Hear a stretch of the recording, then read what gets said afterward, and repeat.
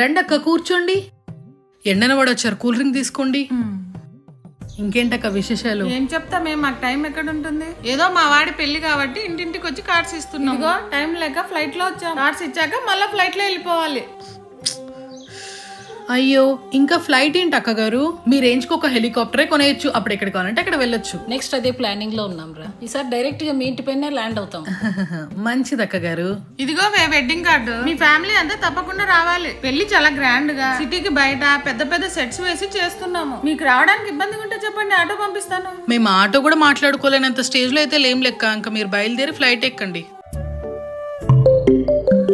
సంతు call చేస్తుందా? Hello, ఏంటి చాలా రోజులకు ఫోన్ చేసావు? నెక్స్ట్ మంత్ 10th కి నా పెళ్లి. నువ్వు నీ ఫ్యామిలీ అందరూ కంపల్సరీ రావాలి.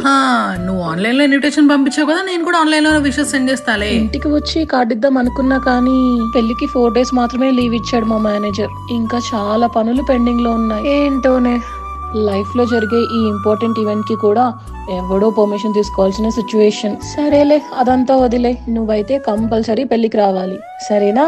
సరే సరే, అర్థమైందిలే, నేను వస్తాలే. Anyway congratulations. Yeah, okay, bye.